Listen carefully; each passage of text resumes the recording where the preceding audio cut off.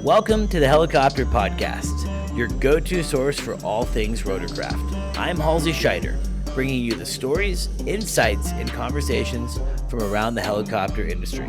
Whether you're a seasoned pilot, a maintainer, or you're just passionate about helicopters, this is the podcast for you.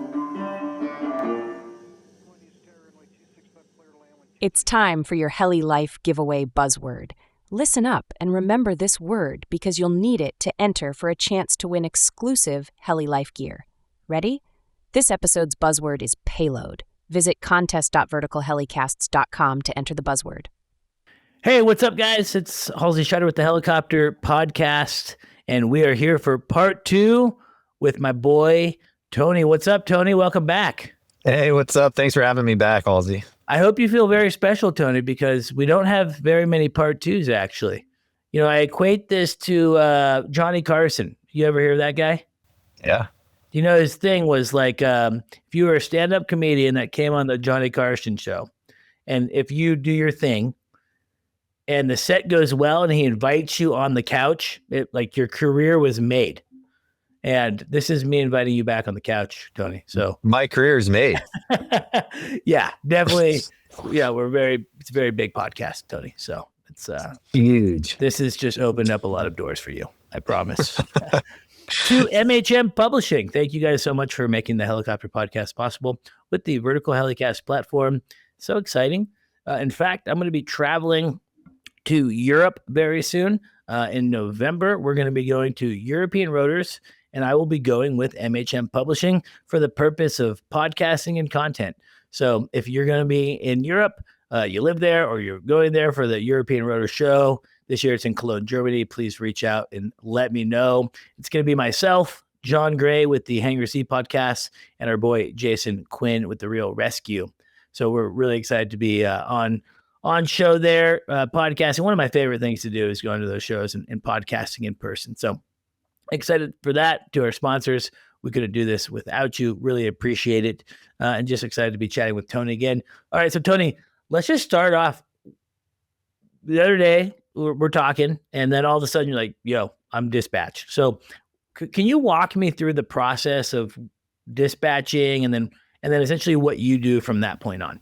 Yeah. So, when we're on the contract with the Forest Service has a manager that is kind of our go-between between the Forest Service and our aircraft. So the manager will get the dispatch sent to him from the dispatch center, and then he'll let us know, typically through like a text, that they need us to go. And then we have a few minutes to get to the aircraft and get fired up and respond. And we get like a knee board was what we call it. And it has like the coordinates of where we're headed, frequencies to use, different aircraft that might be in the area and stuff like that.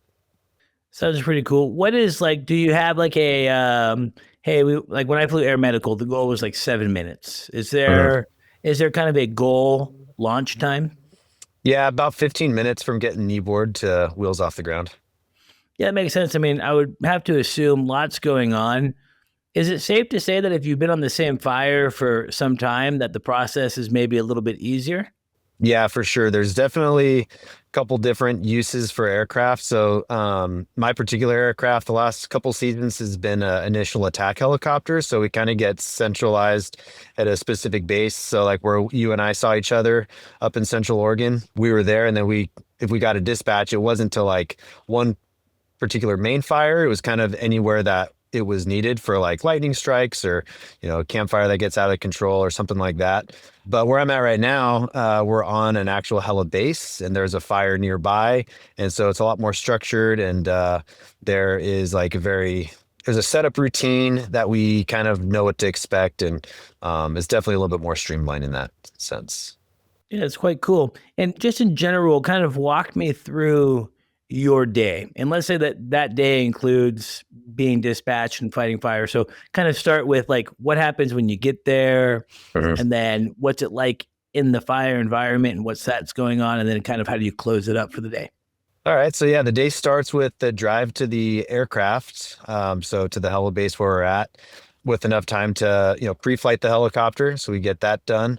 and sign the logbooks and stuff. And then right after that, we head to the Helibase morning meeting. And so all the pilots and their managers are at that meeting, and the Helibase manager and Air Ops kind of go through the plan for the day. So the ground resources that we support will have kind of a plan of action that they want to achieve. And depending on the size of the fire, there'll be a map for the fire, and the map is there to show us like the different sections the fire gets broken up to. So they might have a plan of like, hey, we're going to be having the aircraft in Division Charlie working with this particular ground contact. And kind of just get like an idea of what's going to be happening. And the meeting usually takes about 15 minutes. They'll go over weather for the day and kind of for the next few days. And then they'll also give us our like performance numbers. So like forecasted temperature and altitudes that we'll be working. And then from there, we'll get what's called a load calc done. It's a form that the Forest Service has where we take those numbers, temperature, altitude, and then we'll do like the weight of our aircraft with fuel, and then it'll tell us how much we can take. So it's like typical performance planning stuff. Give that to the Helibase, and then we're ready to go. We just kind of wait and hang out, go back to our trailer because we have a maintenance trailer, and just kind of hang out and wait for the call. That's pretty awesome. When you get the call, and I want to take this back to actually where we kind of left off on our last conversation. The one thing that I was a little bit surprised by to hear is that you went directly to the PIC position, and it makes sense from your you're typed in the aircraft already. All that makes sense to me, but just this idea of now going into this environment where you're fighting fire. So I guess how much of your training getting into fires was like going and in this case snorkeling up water and putting water in places like. Did you have a lot of practice or was it kind of trial by fire? Yeah, there was practice for sure. So like if you want to fly for the Forest Service, you have to get carded by the Forest Service. So it's just a qualification card, and you basically do like a check ride. So you do some ground where they talk about things, ask questions, Forest Service specific about the contract that we're operating under. So there are different like duty limitations, flight limitations, things like that. And then you go out and you fly. So you have to suck up water, you have to drop water, you have to do a couple different types of drops, like a trailing drop, which would be like you're dropping water as you fly, which would kind of cover a larger area.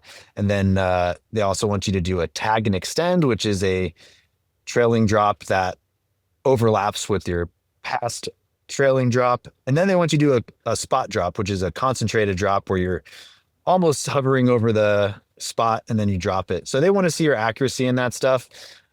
So before I did my karting, I did a little bit of training till I felt comfortable. And Now with the snorkel, and keep in mind, I have very little external load time in general. And then the snorkel, I have, of course, no experience, really no understanding of how that works. One thing that I think about is like, where is the actual snorkel position? Because I feel like that could be deceiving. Like, do you have to really understand that sight picture of like, okay, what I'm looking down at is not actually where the water is going to go. Like, what's that sight picture have to be to actually get to that, say that spot drop? So the snorkel brings in the water, but then in the bottom of the aircraft is where the tank doors are. So it's just a little bit of like getting that sight picture and figuring it out. It just takes practice. That's really what it comes down to. Because I mean, I look at the S61, it looks like a Greyhound bus, and I'm guessing that those doors are quite a distance behind you. Yeah. And so I feel like that would be a little tricky at first. So you get carded. What was your first fire experience and what was that like? My first fire that I went on was actually a pretty small fire. It was an initial attack my aircraft was still at the hangar in Oregon. And so we flew to a logging site that a fire started at, and it was super heavy timber, really thick canopy. So it was really hard to see on the ground. And it was it went great considering it was my first time, but the dip site was super weird. It was like a really mossy kind of pond. So there was lots of like vegetation growing in the water, which can cause issues with the snorkel because it can get clogged and can have a hard time. So I was trying to find like little holes. It was challenging. We were able to get water. It worked out. But then when I got to where the fire was, trying to see the guy, and what they'll do on the ground is They'll have a panel on the ground, which is just like a big piece of plastic that's like a bright orange color. Or they'll have like a mirror, a signaling mirror, or a flashlight that they'll use to strobe so you can see where they're at. And then they'll sometimes call you in and be like, hey, see my strobe? All right, just to my left, that's where I want it. And then they'll clear the area and you can drop water. But because the canopy was so thick and I had never done it before, I had kind of a hard time finding the guy and just kind of like flying in circles. And there were a couple other helicopters there that were probably a bit more experienced than me. And they were super patient and helpful. And I finally was able to find the guy. And then once I saw it, I was like, oh, okay, that's cool. But it was hard to see because the canopy was so thick. So another thing with fires is you can be in different types of vegetation, grass fires versus a thick canopy forest fire, like junipers in Central Oregon, which are a lot more spaced out. And this one happened to be really tall, like 150, 200-foot trees with really thick canopies. And was there something specific that you're now more aware of? So like if you're in another fire that's quite a dense canopy like that, you have like a better idea of how to find the person? Yeah, it's there can definitely be a challenge. So what we have, our radios, we're talking to other aircraft in the air, but we're also talking to people on the ground. So what the people on the ground are telling you can sometimes be a little bit different than what you would expect to hear. So like the communication aspect can be challenging if you've never done it. So once I kind of got the idea of what they're trying to say in terms of like, hey, I'm at your 3 o'clock, high or low. Like once I figured out what they meant, it's pretty straightforward. It can still be challenging, but I kind of it's just like in the canyon, like you can relate to this where it's like, oh man, like there's so many aircraft, I don't know where they all are. But then once you've been there for a few times, you're like, oh yeah, I know where this particular checkpoint is. I know what this aircraft's doing when they say lifting from a certain spot. Like it's just kind of repetition and everybody's kind of doing the same thing. It's just maybe in different locations. So it's gotten a little bit easier. Yeah, practice makes perfect, as they say. As they say. Pretty cool that you're doing it. So this is kind of an interesting situation that you're in this year because, or at least I find it fascinating and hilarious, that, you fly a 2-person crew, PIC, SIC. So before I get to the hilarity of your current situation, yeah, and the misery of it, really, I'm sure, break down the roles and the responsibilities as you see it as the PIC, and then what you're expecting from the SIC. Thank you to our sponsor, Vertical Aviation International. This March, you need to be at Verticon, the largest vertical aviation trade show and conference in the world. With over 15,000 attendees and all the major OEMs and suppliers, it's the place to be. Register today and save. Early bird prices end January 16th. Go to verticon.org. Yeah, 2-person crew is actually a lot of fun. Of course, personalities, have to make sure that everybody's getting along well in the cockpit, because first thing that we have to do is make sure we're flying safely, and that communication is really important for that. So, but I find it to be very fun and I enjoy it. The responsibilities kind of can be broken up as both parties want. The PIC, of course, kind of has the ultimate decision on what's happening on that. But in this particular aircraft, we have manual throttles. So it's important for the SIC to make sure that the torques stay matched so that there's an even distribution of torque going into the transmission. But they also are going to be in charge, because I mentioned that we have like ground contacts, but there's also aerial contacts. On most fires, there's going to be kind of like a controlling entity above us. Air attack is what we call it. And air attack's kind of like air traffic control. So we're communicating with them, communicating with people on the ground. Those are different frequencies. So a lot of times the SIC will be kind of handling stuff that's in the air, and the PIC will be handling the communications on the ground.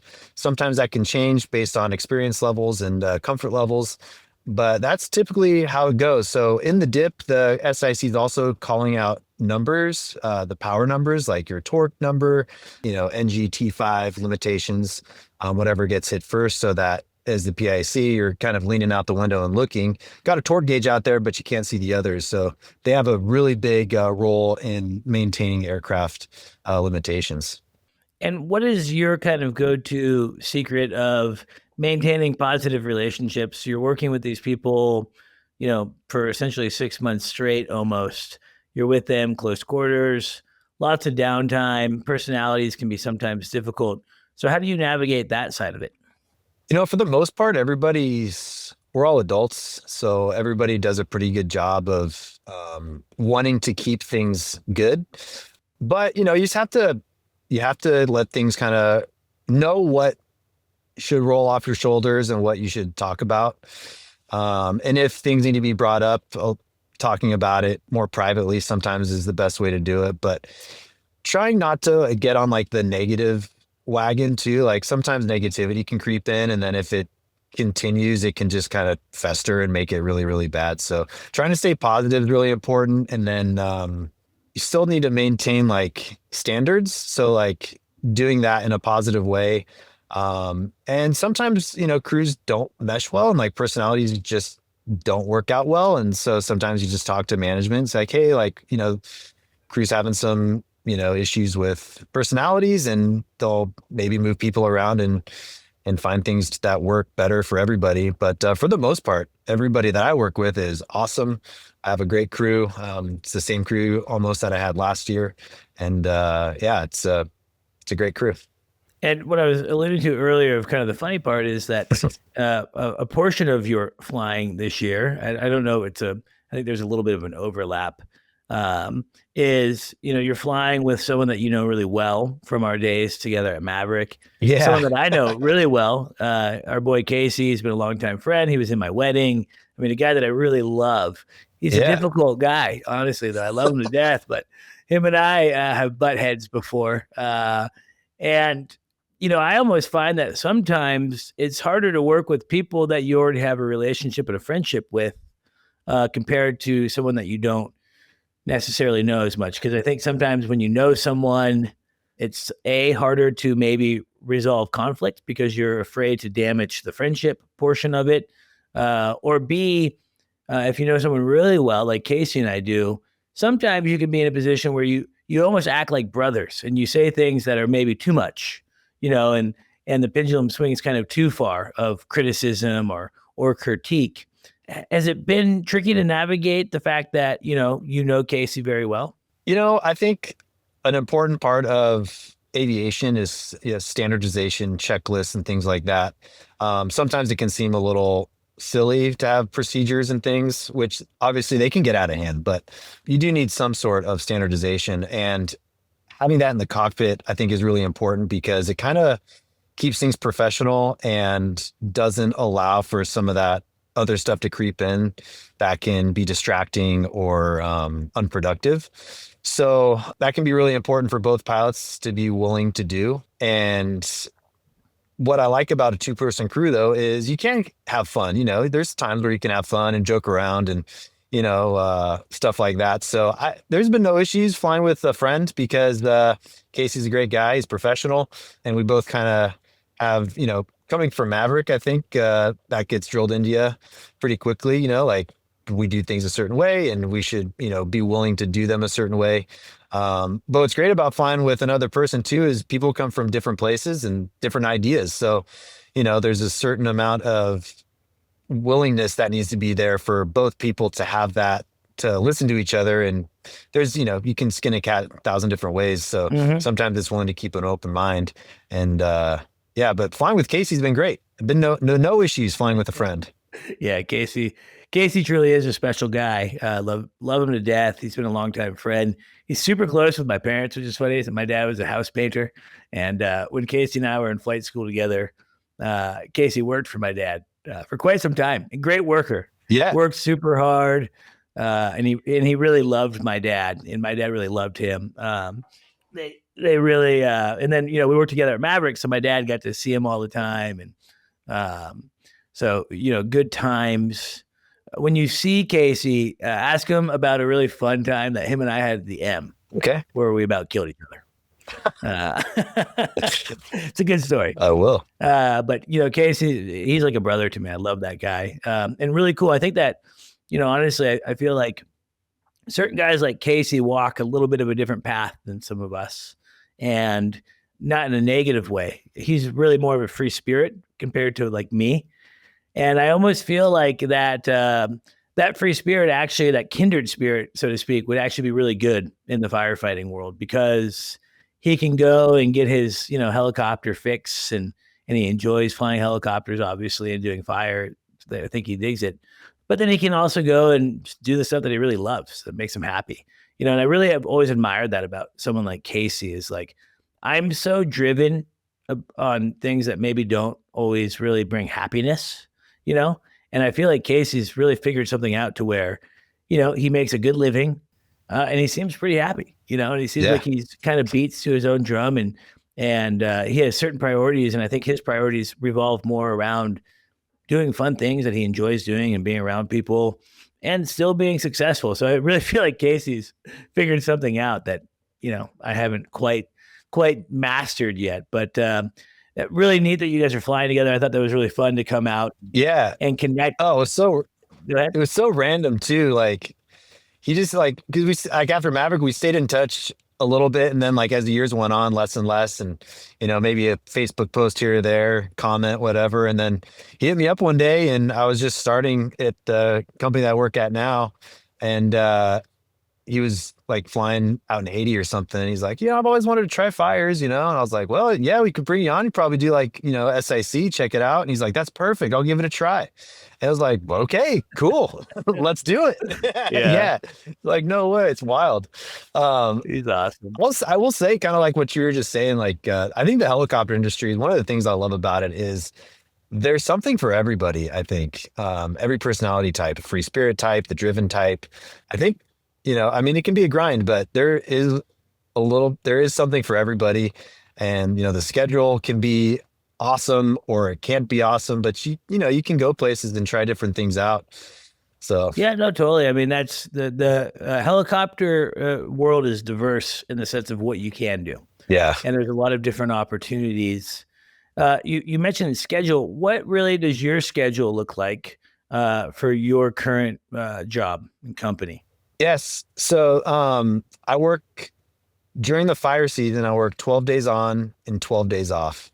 That's what I do during the fire season. When it's not fire season, still technically have the same schedule, but my company that I'm at doesn't do anything other than stateside fires with our aircraft. They do a little bit of other things, but not much. So there's really not much to do in the winter except for getting the aircraft ready for the summer. So I'm pretty much off in the winter times. So I get a lot of time at home with the family, and we get to do cool things together, and a lot of free time. Did you calculate, say last year, how many working days you had versus how many non-working days in a year period?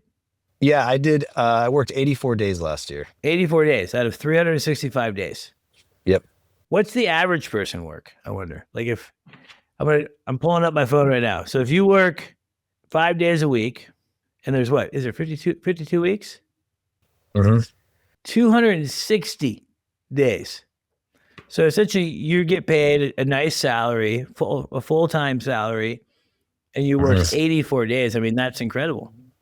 Yeah, it's pretty awesome. I feel really lucky to be here and to do what I'm doing. Granted, it hasn't always been like this. I've had rough schedules away from the family for very long periods of time. And, not all companies are willing to, keep their pilots on payroll over the wintertime. So our salary isn't probably the greatest, but it's super, super fair for what we do. So yeah, it's great. Yeah, that's awesome. I love it. Now, I know that you, I think you mentioned it last time that, your wife, Mary, has always been fairly open to this and understanding of this career. Your daughter, I think as you said, she's 9 now, which is still absurd. That's weird. That means that I'm 9 years older. But how has it been navigating being married and having a growing family and working in Afghanistan or, wherever the heck you were, and being gone for long periods of time? How have you and your wife personally managed that? Yeah, that's man. I think it's important because I think it's interesting because we don't talk a lot about it on the podcast. Yeah. But really the old joke in the industry is AIDS, right? Aviation induced divorce syndrome. And I've always said that if you go, say, the fire or utility route, it's a harder life. you're on the road more, you're gone more. And so I'm always really fascinated to hear how people have been able to maintain. So I cut you off. Tell how has it worked for you guys? Thank you to our sponsor, Robinson Helicopter Company, the choice for unrivaled safety and reliability so you can accomplish any mission with confidence. For more than half a century, Robinson has been at the forefront of the helicopter industry. From the R-22 to the R-66 turbine, Robinson makes helicopters accessible so more people can accomplish more missions. Climb higher. For additional information, visit www.robinsonheli.com. I think this is more like relationship advice, I guess, but honest communication is like super important. When I decided it was time for me to leave Maverick so that I could start doing different stuff, which was home every night, great schedule for the family. It was just being honest, like, hey, I'm ready to do something different. How do you feel about me being gone for long periods of time? And, her being honest about how she felt about that, and then coming up with a solution and, kind of putting like a time limit on, hey, we'll give it a try for the next year, reevaluate, and then in a year, reevaluate. And then, like when I was traveling overseas, I was gone for really long periods of time, and I was away from both my daughter and Mary. And it was tough. There were times where I was like, what have I done? This is really hard. Yeah. I can't believe I'm stuck in a different country in this crazy place, and I can't get back if I have to. But, I think just honest communication is super important. And then like, if, like your partner tells you something you don't want to hear, not being upset about it, and having to like constantly reevaluate priorities, like what's more important, your family or your career? And that's not just helicopter specific, that's just life. So yeah, everything. Being willing to come to those conclusions together and being okay with them and reevaluating priorities, like I've done that. That's why my schedule is awesome. Like I used to be super career driven, and I've started to reevaluate my priorities and be a lot more family focused. I've always been focused on family, but been a lot more willing to sacrifice family time for career development. Yeah, it's really bizarre. Being a human is complicated. Oh my gosh, it's insane. And Yeah. then marrying another human makes things even more complicated. And I feel very blessed because, I think that by and large, my wife and I have a really pretty solid relationship. But that being said, it's still very difficult, right? It's like being married is almost a daily challenge at some point, right? It's very easy to sometimes be, your meanest to your spouse, and then, you have a kid or a couple kids, and that really then tries to kind of complicate things. And, that's been a big part of my life of, kind of deciding that, okay, well, maybe I want to get out of the cockpit and be home more and live in a place where I want to live so I can kind of be more around the family. Yeah. And then, so that happened, right? I left the cockpit. I've been selling aircraft now for, I think 6 years, about 6+ really. Well, actually, Which, by the way, I haven't said this yet, dude. I'm like super impressed about what you do and what you've like walked into. Thanks, man. It's awesome. Yeah. Yeah. It's been, man, what a ride, honestly. And, big thanks to guys like Zach, Zach Whitehead. Zach's been a big part of Helicopter from 6 years is like when I went full time. I'd been selling for a couple of years before that actually, but full time. And so Zach's been a big part of that. Ian, our other good buddy from Maverick's been a part of that. And a lot of other people, my wife included. She was with our company for almost 5 years. And now we've decided collectively for her to be a stay-at-home mom, but it's been a journey. And it's funny, like the reason I did it is to be more focused on family, but really what happened, and I've had to really reevaluate things and kind of understand things, is it actually really took me more away because I can't ever shut it off. Right? Like, I can't leave my desk here and go downstairs. And there's a lot of times, even recently this week, I'm on a walk with my wife and our daughter, and it's a time that I do cherish.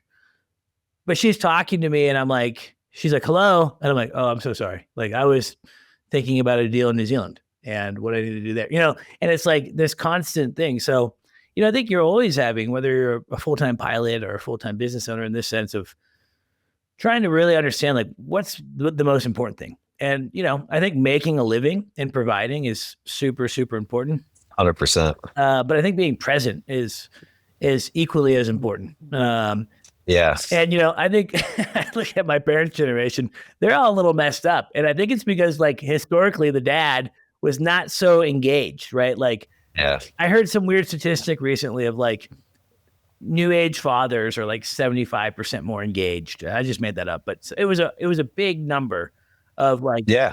say what my parents had with their dads. So yeah, I mean, I think being a dad, especially, man, I'm new to it, but it's like the coolest thing. And I think, yeah, prioritizing is hard. And I think in helicopters, it can be even more difficult.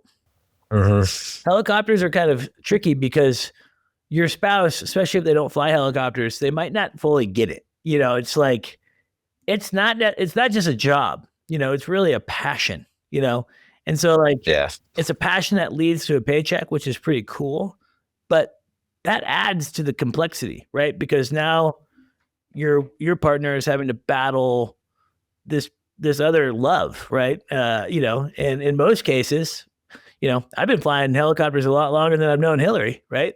They came first, So Yeah. I'm glad to hear that you guys have navigated it. I'm sure it's been hard at times, but I think Oh yeah. I think it's key communication. And in our last episode, you had mentioned kind of something about getting into it. And so I think if you're listening to this podcast and you're in a committed relationship, you have a long-term girlfriend or boyfriend, or you're married and you're getting into helicopters, this is a decision that you make together. It's not a 100%. decision that you should be making just to fulfill what you want to do, because the sacrifices that you have to make for the first 5, 6, 7, some cases 8 years is tremendous. Not getting paid a ton, being gone all the time, living in stupid areas. I mean, it's not Don't miss easy. birthdays, anniversaries, holidays. Yeah. And some people aren't okay with that. So that's why I think honest communication is super important. Yeah. No, super cool. You guys made a big move recently too. Is that done? Are you guys In process. So where in the process are you? The process is, speaking of being gone a lot, I mean, like my wife is literally packing the house on her own right now. God bless her. She's tough. Yeah. So that's where the process is. When I go home, I get home next day, we all load up in our vehicles and drive from the East Coast to the West Coast. Doing the full drive, huh? Full drive, 6 days. Dang, dude. That actually be kind of fun. Honestly, I feel like that would be a fun experience for your daughter. Yeah. She's super stoked. Did I hear that your dog is still alive? The one that you had in Vegas? Yeah. What's the dog's name again? Ollie. Is that the dog that looks like a coyote? Yeah. That's crazy. Yeah, she's awesome, dude. She's going to be riding with us. How old is she? 13. Wow. Yeah, that's crazy. And she's healthy, man. She's ready to hunt rabbits and everything. No, I love that. Transitioning kind of away from the family side of it, which again, if you're listening, you're like, why'd you guys just spend 15 minutes talking about relationships? That's a big part of helicopters, honestly. Yeah. And, I think it's important to chat about it, especially when you're working hitch work, right? 12 on, 12 off, you're gone for long periods of time, this and that. That's why we diverged to that. But I'm curious about, to go back to firefighting. Yeah. Have you seen these things on Facebook or social media before where it's like what the public thinks I do versus what I really do? Yeah. What does the public think you do versus what you actually do? I don't know. All I know is what I actually do, and what we all do, the aerial fire suppression world and helicopters, is we support the ground personnel. That's like 90% of what we do is we support ground personnel. So whatever they need, we give it to them. So that's, water in specific areas. A lot of the time that's out in very remote areas. But sometimes it's, structure protection and fires that are getting close to towns and farms and things like that. So I think sometimes it's like, oh yeah, we're always maybe, saving baby seals and, things like that. A lot of times we're in remote areas, and that's still important for different reasons, I guess. But we're definitely helping the ground personnel. That's the main thing.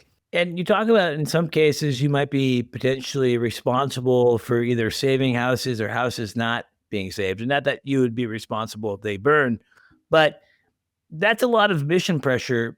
How do you guys mitigate that? Because we all know that mission pressure can cause someone to do something that might not be safe. Yeah, the mission pressure aspect of it is just, I mean, it's probably different for everybody. But ultimately, you do the best you can and never rush. I think that's just a habit that you build at the beginning of flight training is just don't rush. If you rush, you're going to make mistakes. If you make mistakes, you could get injured. That'd be best case scenario. Worst case scenario is you die, kill somebody else. So every time I get in the helicopter, I think that it's, I am potentially not going to come back from this if I make a bad decision. So it's crazy. That's a crazy job, by the way. Yeah, it's crazy. But that's, I think, how I kind of don't let mission pressure affect me is because if let's say we're on structure protection, by making shortcuts and not doing safe things, I'm not going to make it any different. Maybe I'll drop an extra, 1,000 gallons of water. That's not going to make a difference in the big scheme of things. And I ultimately want to land the aircraft at the end of the day and be able to FaceTime the family from the hotel room. So that's just kind of how it is. But do the best you can. Doesn't mean you're lazy and lackadaisical. It just means you do the best you can as efficiently as you can by staying within the limitations of the aircraft. And that starts with getting to the aircraft and pre-flighting. You don't rush, mission pressure. There's also, pressure from life, am I distracted while I'm pre-flighting? Am I distracted while I'm flight planning? Am I thinking about, what's happening at home right now? None of that should matter. You should be focused on the task at hand, and nothing outside of it should matter too much. Yeah, it's so true. You have to be so focused. I've had clients in the past that are private owners, and they're very successful people on the ground. And because they're so successful on the ground, it makes them very distracted on the ground. And they bring that distraction into the cockpit. It's very hard to get them locked out of that. Mm-hmm. And even for me, I'm a very distracted person on the ground, and my phone, I'm lucky to make it, my phone not die but before noon, right? I live on the phone. Yep. And so when I fly, the phone goes in airplane mode. Yep. I don't want to see a text message. I don't want to know about it. I don't want to see who's calling me. I don't, because then I could be flying and I'm like, oh shoot, that guy's calling, yeah. And all this stress starts building up. Yes. And so you just have to know, when you're flying the helicopter, the most important thing you're doing is flying the helicopter. Something that I find surprising, or something that I don't fully understand all the time, is for instance, living in Central Oregon, I'm familiar with forest fires in the fact that, sometimes it can get very smoky over here, and visibility can be very harsh. And very degraded. And I'm imagining, for instance, I think it was recently one of the fires that you guys were working on, it was very limited visibility, and I'm 40 miles away, maybe 20 by crow. I don't know. How does the visibility get real poor sometimes? And how is it reported? Is there portable weather stations? I've just always kind of been man, I feel like the visibility could be really crappy. Yeah. Well, fires are super dynamic. Conditions can change minute by minute, which is part of why I love flying on fires, because it's a very dynamic atmosphere, super creative. You really got to read the conditions and what's going on. It's something I really enjoy. But yeah, visibility can get bad, but if it's bad in one division, it might not be bad in the another division, because the wind's coming from that side. So you can work on kind of the windward side of the fire and not deal with it. Or maybe there's not enough wind, or there's an inversion layer in, where the dip site is. So you go to a different dip site, and the fire's fine. So it really just depends. There's not really weather reporting stations. It's really just kind of fire reps, personnel on the ground, air attack, which they're a couple thousand feet above us. We're usually 500 feet and below. So they can they do big wide orbits around the fire, and they can see where the smoke's going and stuff. And sometimes they'll give you an update of what's going on. But also smoke is different. It's not the same as fog, where, you can be flying along and then just get enveloped by fog because, it's the dew point situation. Smoke is different. It doesn't behave the same. So it's just different. You just get a feel for it. And obviously, like, personal limitations are super important. If it feels like it's getting too smoky and you're not comfortable with it, yeah, turn around. You can go back. The Forest Service is all about safety, and you'll never get in trouble for saying, hey, I'm not comfortable with the visibility. And a lot of times if, you say, hey, the visibility is getting bad, and you turn around, 9 times out of the 10, the other helicopters are like, oh, we were thinking the same thing. Yeah. And everybody will turn around and sit. They got to support. Yeah. One decision supports it all. Yeah. Yeah. I like that. The one thing I didn't like is, I don't know how you felt about this. Actually, you and I had a kind of an experience like this together. We haven't talked about this. I know what you're talking about. And the experience with you was fine. There was another experience. So what I'm referring to is at Maverick, there was this interesting thing that, 362 days of the year, it's just sunny and hot, and then there's like 3 days a year where it's just really miserable. It's cloudy. It's just weird, and I came from a flight school environment that we, was very strict. And then from flight school, I just worked in very, very VFR jobs. I just had never been challenged with weather. I know Casey went up to Alaska. Ian went up to Alaska. They start to fly in degraded visibility. Ian and I saw that recently when I was flying this helicopter back from Canada. My tolerance of visibility was a lot less than Ian's, right? Because Ian's like, well, this is 5 miles. I'm like, really? He's like, this is 3 miles. I'm like, okay, yeah. Now I see what you're talking about, right? There's just an experience that comes with seeing it, right? Yes. And, one thing that I hated at Maverick is on occasion on those days, I remember one day I was going out to the canyon and it was just like, why are we going? I know everyone keeps saying it's fogged in. Why is the company wasting money on sending us out there? Because they have to refund everyone.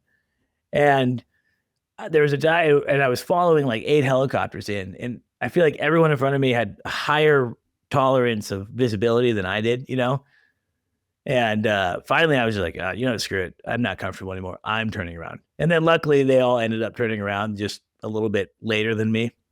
But I never liked that. That always kind of bothered me because I felt like I was not necessarily allowed to make decisions. You and I were flying back from the canyon one time, and a big old, I don't know if I consider it like a monsoon, but just a big old cell came through right as we were crossing through Henderson. And you were in front of me, and I was like, I don't know, Tony. I think I'm pretty scared. And you're like, it's good, dude. You're good. Do you remember that? Thanks to our sponsor, Airbus. Airbus provides the most efficient helicopter solutions to its customers who serve, protect, save lives, and safely carry passengers in demanding environments. Its civil and military helicopters are flying all over the world, making missions possible. Visit airbus.com for more information. I totally remember that. And we were flying back to the Henderson base, and we're coming up on Boulder City. And one of the things that I also had to start to learn about, because in flight school, you learn about lightning, thunderstorms, cumulonimbus, towering cumulonimbus clouds, and stay 20 miles away and all that stuff. And so but then you get into the real world, and same thing like in flight school where it's like, oh yeah, it's clear we can fly. And then the first time you see 10 miles of visibility, you're like, whoa, this is bad. And you're like, oh wait, this is 10 miles. All right, I'm good. But one of the things that I had experienced was desert flying, and deserts have the monsoons that roll through. And yeah, I do remember that because I remember you and I had the conversation in the air about maybe diverting to Boulder City. And just from what I had experienced, I was like, well, this is more like rain clouds rolling through versus big giant thunderstorm with lightning. Just having the cues of knowing I can see through it. I know where that ridge is. So I know that we're good and it's rolling really fast, but you had never experienced that before. Personal tolerances are super important to have. Also being willing to be okay, let me see if maybe my personal tolerance has a little bit of room to grow, but always having an out, right? I remember that conversation you and I had was Boulder City Airport's right there. And it's you're like, hey, should we divert? It's I'm totally happy to divert if that's what you want to do now, but I think we can go a little farther. And if it gets worse, we can divert. And we went a little bit farther, and it turned out to to work out. And so like kind of setting up like these checkpoints, like, hey, we're going to make it to here. I still have that, safety net to my right, so we can maybe make it to the next checkpoint. But I do remember that. And I felt a little bad because I felt like you were like wanting to go to Boulder City. And I was like, no, dude, we'll be good, man. You're like, really? We'll be good. It's like, yeah, we'll be good. I was definitely nervous, but honestly, like we communicated really well. Yeah. It was just you and me, which was also nice. So unlike the previous story where I felt like I was following, 8 Yahoos that were all not communicating well, this was just you and I coming back. It was very well communicated. And, that's actually how you build experience, right? You have to get out of your comfort zone a little bit, and you have to do it within the realm of safety, right? I don't want you to listen to this podcast like, well, Halsey said go do crazy shit. It's not that at all, right? Even for instance, flying back from Canada, we had that patch. It was like a 45-mile patch of just degraded visibility. I didn't love it, but man, I sharpened my tool a little bit when it comes to now understanding what visibility is actually bad and what's okay, right? I saw what's doable, and then I also saw what was bad. Mm-hmm. Where we legitimately had to turn around, and we're probably really close to going, inadvertent, honestly, right? So being able to make that decision and know and turn, I think I became a better pilot in that situation. I think that day in Vegas, we communicated really well. Also, you're in front of me. I'm like, okay, well, if it doesn't go well for him, I'll know. And then I'll just dip. Just land in Boulder, Halsey. Just land. But I think, and that's part of what I like about the 2-man crew too, is it's kind of like that, where it's like we can communicate and talk about it. And, typically if, someone's uncomfortable, it's like, well, hey, we can always go turn around. A lot of times, I'm lucky with Casey. He's got a lot of experience, but a lot of times a co-pilot will be kind of fresh out of flight school and they're kind of learning on the fly. And, after flying for 15 years, you safely build your, newer tolerance levels, all legal, but it's very different going from only flying in clear 75-mile unrestricted visibility to, like you just said, like 5 miles. That feels like it's like, oh my gosh, this could be a serious issue. It's like, no, we got 5 miles. We're good. Like 5 miles is totally legal. It's totally good. Like trending better. But it looks way worse than you would think. It looks a lot worse. Yeah. Which is the crazy part. Yeah. But ultimately, like, you should always pick the safe side of a decision, I think. I mean, safety is paramount. Like I said earlier, you're one bad decision away from not going home at night. Totally. So I always consider that in every decision. Yeah. I mean, I think that you have to evaluate, right? I think, I remember there's like this famous base jumper that talks about, well, he's always mitigating risk, right? Like that's their job to not die base jumping. Yeah. It's like mitigating this risk. And it's the same as being a pilot. You have to mitigate the risk. And there's times where your gut is going to be right and you should trust your gut. Yeah. And then there's times where your gut can be almost a little overzealous, right? And that's the hard part for me, is because I think in general, I'm a bit of a catastrophic thinker. I'm always kind of this thought of like, oh, something really bad could happen, And so like if I have a gut intuition, and then it just increases that sense of like, oh, I'm going to die, because my gut's telling me, and then you get through it and you're like, oh man, that was fine. But on some levels you do have to trust your gut. I just had a guy on the podcast, Ken, I'm horrible with names. He wasn't a pilot. He was all about human factors. And he was sharing a story about being in an avalanche. Jeez. And a lot of people died. He was like in a group of 21 people and a lot, almost half of the crew died. Gosh, that's crazy. One of his main points was like he knew that he was putting himself, and he was a guide. He knew that he was in a bad spot with paying customers, and yet they kept going, right? And so really fascinating. So yeah, flying is that interesting game that we play, and it is a weird career, right? It's a weird thing that you strap into that seat. And it could be done, right? That could be it for you. That's the last time that your feet on the ground. Yeah. I know a lot of people that have, they're not around anymore. And it's, directly related to the industry, not the industry, but flying helicopters is dangerous. It's just dangerous. And so, I did a lot of I asked a lot of questions of people that had more experience than me. Even to this day, something happens different than I maybe was expecting it to happen, or situation came up and I'm like, man, I've never seen that before. I'll give a call to the guy that, I know and say, hey, this is what happened. What do you think? Oh yeah, no, I've seen that before. And, can think about this next time, or, just asking, being willing to be wrong and to even be like, man, that was dumb. Why'd you do that? It's like, well, I thought this. Well, did you think about this instead? No, I didn't. Oh my God. And now you got a new tool for your tool bag. Yeah. So being willing to like be wrong and be willing to ask questions. I also like read a bunch of books too when I was the first couple of years of my career that I think have kind of helped a lot in terms of like that risk management that you're talking about. So well, yeah, I think it's so important. And I think you also have to be self-critical. Oh, There's yeah. been a lot of times where someone else isn't telling me I did something wrong.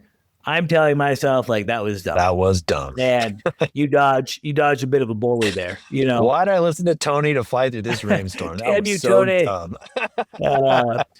Maverick was the only other place too. I got yelled at by a fellow pilot for doing a go around. Wow. At the fuel farm. And I thought that was the dumbest thing ever. I'm like, that is dumb. Don't ever, to that individual, I'm like, that's stupid. And yeah, I appreciate you feeling comfortable, I guess, in saying that you think that that's, his thought was that you're a commercial rated helicopter pilot. You shouldn't have to do a go around. And as you know, when you're new to Maverick and you're diving into the fuel farm, you got Ian Sweat and Jarrett and Danny Green and all these other guys riding your ass. Yeah. And man, that thing's the 130 is a little bit tricky to slow down in the beginning, right? It takes a little bit. And so, I did a go around at the fuel farm. Sue me. Well, good for you for doing a go around, and good for you for standing up for what was right. Yeah. And honestly, it's funny. I was reprimanded by a fellow pilot, and I was commended by management. Yeah. I got called up to management. Heard you did a go around. Good job. Like it was an actual thing that they actually appreciated. And so, and actually I talked to an experience. This is such a stupid tangent. I've never said that story on the podcast. So I remember reading an article one time on some guy, and it was all about this guy had 10,000 plus hours of crazy Canadian utility flying. And he's like, the biggest lesson is know when to do a go around. Yeah. I love that. Like go arounds are still free. It's such an easy thing to do. So Tony, 2 hours of your life have been spent with me. I can't thank you enough for that. It's been awesome. It's so fun to catch up. Really so proud of what you are doing. And I appreciate what you're doing. Being here in Central Oregon, I'm so grateful for the men and women of the Forest Service. My really good buddy, Richard Barkowiak, shout out to you. He's on the ground. He's a ground and pound guy with the U.S. Forest Service out of the sister's office. One of my dear friends. And then I have so many great friends like Tony that are doing it from the air. And so it's just a really neat thing. Forest fires are just part of life. And it's nice that we have people that are willing to go and put them out. So Tony, thank you for sharing just your experience in helicopters and your journey into fires. Of course. Punch Casey in the balls for me when you see him. I totally will. To our listeners, you guys, thanks so much for checking out the Helicopter Podcast. If I was just talking to myself, maybe I would still be doing it, but likely I wouldn't be doing it for this long. It's been well over 2 years of putting an episode out every single Tuesday, and I do it because you guys come and listen.